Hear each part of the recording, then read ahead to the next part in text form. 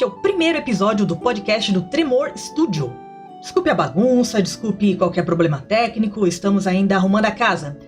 Nesse podcast, a ideia é falar sobre vários assuntos ligados à cultura e entretenimento, e neste primeiro episódio vamos falar de uma polêmica grande que está ocorrendo no universo do RPG de mesa. A empresa Wizard of the Coast, detentora dos direitos do RPG Dungeons & Dragons, decidiu, de uma hora para outra, destruir 23 anos de trabalho colaborativo de vários autores e editoras numa tacada só. Para entender melhor o que está acontecendo, eu vou fazer um pequeno apanhado histórico, explicando as origens desse RPG e como que toda essa situação escalonou para agora.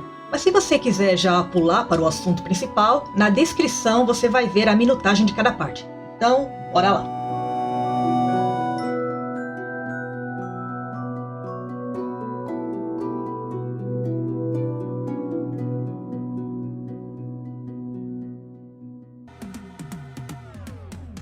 Dungeons & Dragons foi o primeiro RPG de todos, criado em 1974 por Gary Gygax e Dave Arneson, com temática de fantasia medieval, fortemente inspirado em obras como O Senhor dos Anéis, de John R.R. Tolkien, inclusive uma das raças do jogo, os Halflings, sendo praticamente uma cópia descarada dos hobbits da Terra-média naquela época. O jogo surgiu inicialmente como um suplemento de wargames de tabuleiro, até se tornar uma coisa única. Em seus primeiros anos de existência, o RPG era um passatempo bem de nicho, voltado aos nerds da época.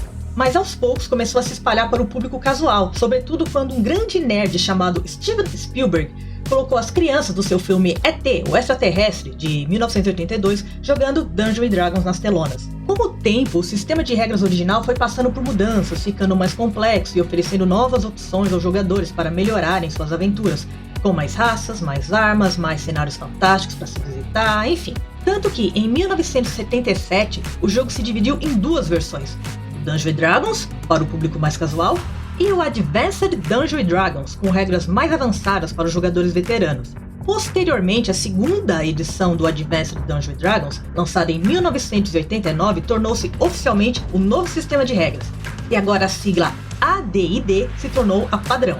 Nessa época, quem tratava da publicação do jogo era a TSR, empresa fundada por um dos criadores do D&D, o Gary Gygax, e se manteve publicando vários outros RPGs, jogos de tabuleiros e livros de romance baseados em suas franquias durante um certo tempo. Mas em 1997, a TSR foi comprada pela Wizard of the Coast, empresa que já era famosa por ser dona da franquia de cards mais famosa do mundo, Magic: The Gathering. Como eles tinham dinheiro pra caramba, eles adquiriram a TSR e posteriormente, em 1999, se tornaram uma subsidiária da Hasbro, conhecida como sendo originalmente uma empresa de brinquedos para crianças, e depois que compraram a Wizard, agora vendem brinquedos para adultos. Não pense em besteira! O Dungeons & Dragons passou por uma reformulação em suas regras, o que o tornou mais enxuto, mais ágil e mais amigável para todos os jogadores que tinham interesse em entrar em masmorras e matar dragões. E esse novo sistema de regras foi chamado de D20, e agora o D&D entrava oficialmente em sua terceira edição. E não foi só isso. Naquele mesmo ano, eles anunciaram algo revolucionário: a OGL, Open Game License, em bom português, licença aberta de jogo. Um contrato para que autores de RPG de todo o mundo adaptassem suas criações para o sistema D20. Não importa se o seu cenário é de aventura medieval, ficção científica, horror cósmico ou qualquer outro. As regras do D20 podem ser adaptadas bem facilmente. E a melhor parte é que o seu cenário se torna mais amigável para qualquer jogador que já conheça o RPG mais famoso do mundo, no caso Dungeons & Dragons, e queira jogar alguma outra coisa. Eu sei que pode parecer difícil ter essa perspectiva aqui no Brasil, mas nos Estados Unidos, o D&D se tornou um daqueles casos em que o nome de uma marca se torna o sinônimo do produto. Como miojo é sinônimo de macarrão instantâneo, Bombril é sinônimo de esponja de aço, Gillette é sinônimo de lâmina de barbear descartável, enfim. Então, lá nos Estados Unidos, quando você fala que vai jogar RPG, geralmente as pessoas acham que você vai jogar um RPG eletrônico, como Skyrim ou The Witcher. Mas quando você fala que vai jogar D&D, as pessoas sabem que você vai jogar um RPG de mesa que não necessariamente pode ser o próprio D&D. Então faz sentido que naquela época a ideia de criar um sistema de regras universal que poderia ser adaptado para todos os RPGs de mesa, centrado no mais popular do momento, era uma boa ideia.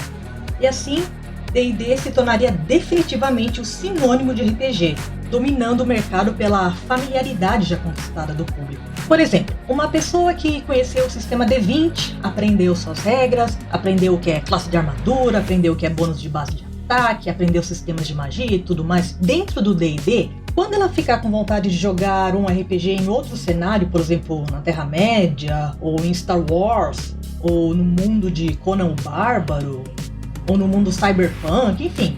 Aí o jogador precisa aprender um novo sistema de regras tudo de novo? Não, porque as regras são as mesmas. Todos usam o D20, só é preciso fazer algumas pequenas adaptações, como o fato de em Star Wars a única magia que existe é a força, por exemplo, e que na Terra-média a classe de mago é restrita a apenas 5 personagens. Essa familiaridade inicial é muito importante, principalmente para um passatempo que exige de seus jogadores lerem muitas páginas de livros. Mas quando você já conhece o D20, o novo cenário que você quer jogar usa as regras do D20, aí já é meio caminho andado. E é claro que a Wizard of the Coast não fez isso só pela bondade no coração empresarial deles. Eles fizeram para evitar que o D&D perdesse seu reinado como o RPG mais jogado do mundo. Afinal, quando eles lançaram em 2003 a chamada edição 3.5, ainda mais aprimorada para ser um sistema balanceado e genérico de regras, e quando eu falo genérico eu não falo em termos depreciativos, muito pelo contrário, isso criou um boom dos RPGs de mesa no mundo, e várias editoras puderam entrar na onda do D20. E a Wizard lucrou, óbvio, pois mesmo que os jogadores comprassem livros de RPG que não tinham nada a ver com o cenário de Dungeons & Dragons, ainda assim eles tinham que comprar o livro básico de regras do D&D para aprender o D20. E se você compra o livro básico, talvez você queira comprar outros, sem falar que a própria comunidade de jogadores do Dungeons & Dragons sempre foi muito colaborativa, construindo novas ideias, compartilhando aventuras prontas, montando fichas de NPCs que qualquer mestre poderia usar, e assim vai. Uma comunidade que sempre se retroalimentava com conteúdo sem a editora nem precisar se esforçar muito. No entanto, vocês sabem, né, que em time que tá ganhando sempre se mexe. Ou pelo menos foi isso que a Wizard pensou quando lançou, em 2008, a 4ª edição do Dungeons & Dragons. Em um sistema de regras totalmente diferente do D20, onde os personagens foram reduzidos a simplesmente máquinas apelonas de matar, como se fosse um videogame de ação jogado com papel e caneta, o R do roleplay foi pro buraco. Sem falar no uso quase obrigatório de miniaturas, que você tinha que comprar da Wizard, tá? Para o combate ficar compreensível. Bom, e como ficava a OGL nesse interim? Nessa época, ficava na mesma. A Wizard não mexeu em nada. Se você quisesse continuar publicando coisas pro D20, podia. Mas para a 4ª edição do D&D, eles lançaram a GSL, Game System License, que era bem restritiva e nem um pouco amigável para novos criadores de conteúdo. Pois, para começo de conversa, eles fizeram bem em tirar a letra O da sigla, porque definitivamente esta não era mais uma Open License, ou seja, licença aberta, pois não era mais aberta em nenhum sentido. Era só uma licença que te permitia usar as regras da 4ª edição para o seu RPG, com a Wizard lucrando um monte em cima, e honestamente ninguém gostou da ideia. Nessa época, a editora Paizo, formada por ex-funcionários da Wizard of the Coast, estavam publicando o seu próprio cenário com as regras do D20. E eles começaram a farejar as restrições que iriam correr sobre a OGL de longe. Então eles decidiram desenvolver o próprio sistema de regras chamado Pathfinder, hoje um dos mais populares dos Estados Unidos, rivalizando até com o próprio D&D. Bom, voltando. A Wizard gastou uma grana enorme em marketing, tentando empurrar goela abaixo essa 4ª edição para os jogadores, mas não rolou. Todo mundo preferia ficar jogando a edição 3.5 e preferia continuar consumindo material publicado sobre a OGL. Percebendo que esta realmente não foi uma boa estratégia, a Wizard decidiu se concentrar em uma nova edição do Dungeons & Dragons. Anunciada em 2012, a 5ª edição recebeu muitas dicas da comunidade, milhares de playtests no mundo todo, a opinião de vários escritores de RPG da indústria e assim vai. Então, em 2014, no aniversário de 40 anos de D&D, eles lançaram o Dungeons & Dragons 5ª edição. Esta é considerada a edição de maior sucesso comercial da história do jogo. Ela surgiu durante um outro boom, que foi a celebração da nerdice como estilo de vida. Seriados como The Big Bang Theory chegaram ao grande público, memes com falha crítica no D20 se tornaram de conhecimento comum, e muitas celebridades se declararam nerds e jogadores de RPGinho de mesa. E falando em mesa, quando a pandemia começou no mundo, muitos acharam que o distanciamento social poderia causar uma grave queda nas vendas e no interesse do público em D&D, mas não foi. Na verdade, o RPG cresceu ainda mais em sessões online por todo mundo, e com vários streams jogando ao vivo e divertindo uma plateia de milhares de espectadores. Nos Estados Unidos, uma websérie que ficou muito famosa é a Critical Role, que exibiu uma grande campanha de Dungeons & Dragons jogada ao vivo e que durou mais de 100 episódios. Inclusive, os personagens de RPG do grupo foram transformados em animação para uma série da Netflix, chamada The Legend of Vox Machina. Nesse inteirinho, tudo segue bem, até que decidiram mexer de novo em time que está ganhando. Segundo alguns vazamentos de funcionários e ex-funcionários da Wizard, enviados para a jornalista Linda Codega e para o youtuber do D&D Shorts, os problemas começaram com a contratação de Chris Cale pela Wizard para assumir o posto de vice-presidente. A ideia era que ele ajudasse a empresa a se modernizar e tomar o controle de uma área que ela capengava muito, que era o online. Mais especificamente criando aplicativos ou sites semelhantes ao Roll20, que, caso você não conheça, é um site aberto que você pode se cadastrar e jogar as suas partidas de RPG com os amigos lá. De qualquer sistema, não precisa ser só o D20. Existem vários sites do tipo, inclusive um que estava causando muita dor de cabeça para o Wizard era o D&D Beyond, criado para ser uma plataforma que ofereceria ferramentas para os jogadores criarem fichas, o mestre desenvolver mapas e criar NPCs mais rapidamente para sua campanha, extensões para fazer transmissões nas partidas via Twitch e etc. E surpreendentemente, esse projeto não era da Wizard, mas da Curse LLC, uma empresa especializada em desenvolver jogos diretos para se jogar no browser. E depois, ela foi adquirida pela empresa Fandom. Bem, já que o D&D Beyond era uma ameaça aos planos, então a Wizard comprou o D&D Beyond em abril de 2022. Mas agora dando uma monetizada no aplicativo. Não era obrigatório. Mas se você quisesse ter acesso a todas as ferramentas, agora você precisava pagar o equivalente a mais ou menos $6 por mês. Mas Chris não estava satisfeito. Na verdade, o burburinho dentro da Wizard é que ele mesmo não gostava do D&D Beyond, e a ideia dele era criar um aplicativo que rivalizasse não só com o Roll20, mas também com outros, como Hero Forge, um site onde você pode criar miniaturas de RPG do jeito que você quiser e pedir para elas serem impressas em impressoras 3D. De fato, ainda está nos planos da Wizard transformar o D&D em um jogo 100% digital, feito na Unreal Engine e cheio de microtransações. Porque aparentemente, segundo outra pessoa que foi contratada para ser a nova CEO da Wizard, Cynthia Williams, o jogo está submonetizado. É interessante virem com esse papo quando a Hasbro anunciou que a marca Wizard of the Coast era agora uma empresa de valor bilionário, mas parece que isso não é o suficiente para eles.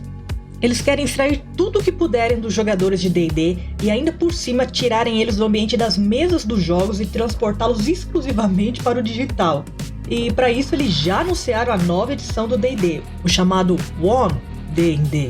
E como se isso já não fosse ruim o suficiente, eles também anunciaram que a antiga OGL do D20 seria desautorizada e substituída pela OGL 2.0, que é um completo desastre. Os vazamentos dessa nova Open Game License, que de aberta, open, não tem nada, né? Mostraram acordos absurdos. Por exemplo, a Wizard tem direito a ficar com até 25% de todos os ganhos brutos, tá?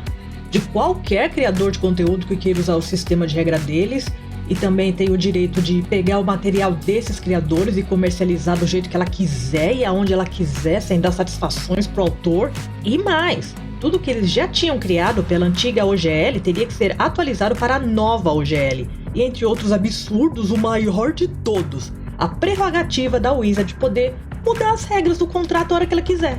Do jeito que ela quiser, só sendo obrigada a avisar a outra parte uns 30 dias antes. Onde que isso faz sentido em qualquer tipo de contrato, né? Esse vazamento ocorreu no início de janeiro de 2023, quando vários criadores de conteúdo pelo sistema D20 receberam os novos contratos para serem assinados. Obviamente eles jogaram isso na mesa, né? Tipo as claras, e a comunidade de D&D, aliás do RPG em geral, ficou furiosa com a Wizard. A nova OGL não fazia o menor sentido. E, de novo, não era open, não era aberta. Muito pelo contrário, era semelhante à GSL da quarta edição, um contrato fechado de uso de marca. E quando eles foram expostos, né, à Wizard, Levou uma semana para eles darem uma resposta e dizer: ah, não é isso, fomos mal interpretados, essa nova OGL é apenas um rascunho que enviamos para ser avaliado pelos criadores de conteúdo, bababá. Não, isso é migué deles. Porque, de novo, eles enviaram esses contratos para serem assinados. Ninguém envia um rascunho para ser assinado. E depois dessa tripla falha crítica da Wizard e essa resposta que eles deram, que parece mais um papo de um namorado abusivo tentando se desculpar com a namorada, aí eles enviaram uma nova versão dessa OGL que é menos terrível, mas ainda assim não é uma licença aberta. E ainda estava incluindo diretrizes como: não vamos permitir material de discurso de ódio associado à nossa marca. O que faz sentido, a princípio parece uma cláusula do contrato que é bem positiva, necessária até, porém tem uma pegadinha aí. Porque quem vai decidir o que é discurso de ódio ou não é a própria Wizard. E eles podem usar essa cláusula para abortar qualquer material alegando qualquer coisa como sendo discurso de ódio na visão deles. E ainda tem o detalhe mais importante, eles insistem em desautorizar a antiga OGL, que é o que todo mundo não quer, sob nenhuma hipótese. E agora, voltando um pouco para a parte corporativa da Wizard. Chris Cale nunca jogou D&D na vida, e ele acha que jogador de RPG de mesa e jogador de videogame é tudo a mesma coisa. E a experiência dele em videogame são basicamente em jogos do tipo MOBA, empresas do tipo Zynga, e ele quer monetizar o máximo possível a experiência de RPG. E pior que isso, ele quer controlar a marca, achando que qualquer mestre de RPG que cria uma aventura nova pro grupo dele, né, e usando o sistema, né, licenciado da Wizard, então a Wizard tem o direito de colocar as mãos nesse material e fazer o que bem entender. Para explicar melhor o que esse cara quer fazer, eu vou dar como exemplo o infame jogo Warcraft 3 Reforged, que foi lançado em 2020 pela Blizzard. Quando o jogo lançou, além dos vários problemas de ausência de animações novas, servidores bugados, problemas nos modelos 3D, né? Esse tipo de coisa que parece que todo jogo AAA parece ter hoje em dia, né? Você, quando instala o jogo, geralmente você precisa concordar com os termos de serviço da produtora, né? E isso é comum. A imensa maioria das pessoas, né, só clique, aceite, pronto, e instala o jogo e vai embora. Porém, algumas pessoas que param para ler essas diretrizes descobriram que no contrato desse jogo havia uma cláusula que dizia que qualquer coisa que você criasse pro World of Warcraft 3 Reforged não é seu, é da Blizzard. E o que é essa coisa que você pode criar pro jogo? Mods. Todo mundo sabe que os jogos de PC sempre podem receber mods, que são algumas modificações não oficiais que mudam a aparência de personagens, de cenários, inclui itens extras no jogo, como uma arma nova ou coisa assim. E muitos mods até corrigem bugs que a própria empresa não quis corrigir ou não teve tempo de corrigir. Um dos mods mais famosos do primeiro Warcraft 3 foi o Defense of the Ancients, que você podia baixar de graça e usar junto com o seu Warcraft 3 como uma campanha extra customizável. E posteriormente esse mod virou um jogo que recebeu o nome de Dota, totalmente separado do original Warcraft e que vendeu milhões de unidades e continua fazendo dinheiro até hoje, só que dessa vez nas mãos da Valve, que apostou no projeto. E eu até entendo que a Blizzard queria uma fatia desses milhões lá atrás, né? Mas a cláusula que eles lançaram em 2020 pro Warcraft 3 Reforged era completamente absurda, irreal. A esmagadora maioria das pessoas que fazem mods não fazem isso por dinheiro, fazem isso apenas para se divertir, às vezes até para melhorar o jogo original. Um exemplo é o Fallout 4, lançado em 2015 e que até hoje tem um monte de bugs que a empresa que o desenvolveu, no caso a Bethesda, nunca se incomodou em corrigir. E a própria comunidade de mods, né, os modeiros, já fez isso de graça. E agora as empresas querem pegar esse trabalho, né, e usar para benefício deles. Mas aí entra outro detalhe que agrava ainda mais a situação dessa nova OGL absurda da Wizards. Na comunidade dos gamers, uma porcentagem muito pequena de jogadores colabora criativamente em um jogo. Eles apenas abrem um programa, jogam e acabou.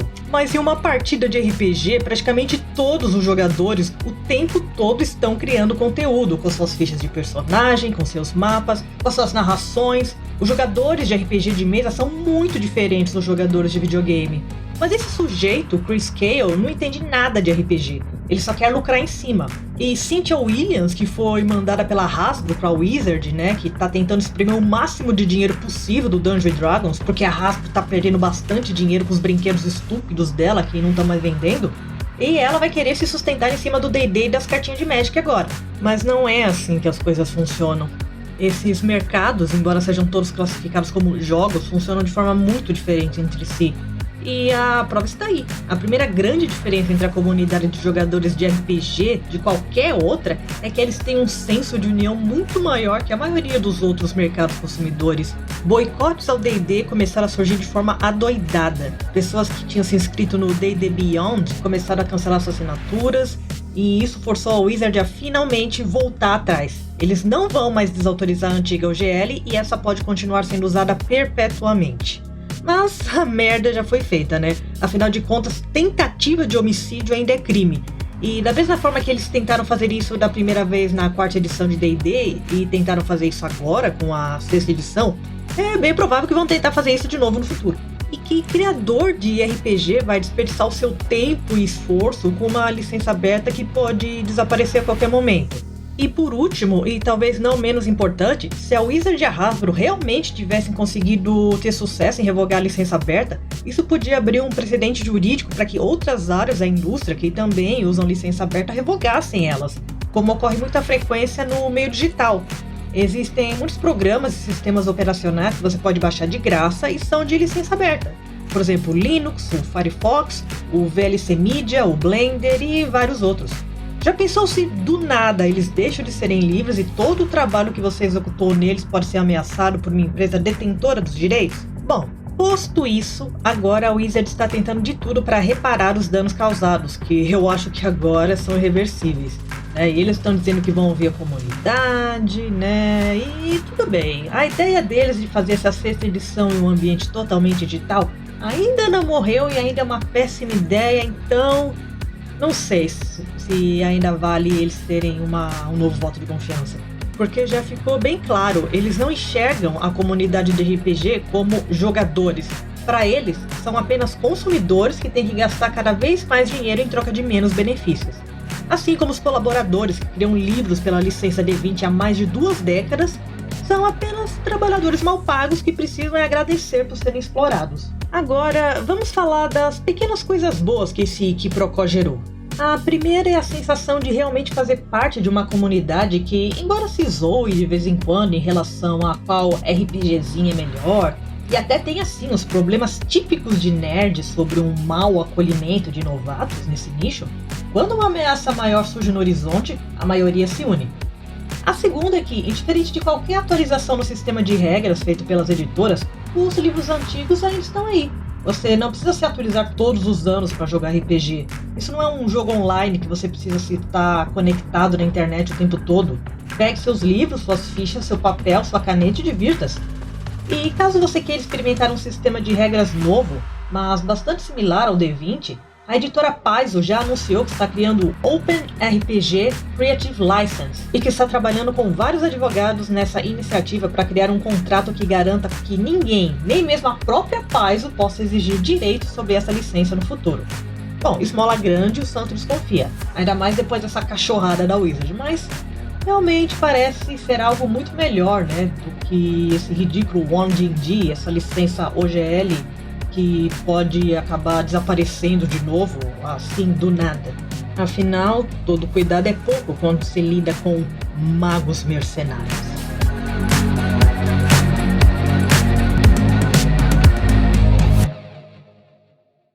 Muito obrigada a você que chegou até aqui. Esse podcast também estará disponível no YouTube, e caso vocês queiram dar uma olhada, os links vão estar na descrição. E caso queiram enviar opiniões, dúvidas, anseios, basta enviar um e-mail para tremorstudio, estúdio com S mudo, @gmail.com. Então é isso, valeu, até mais!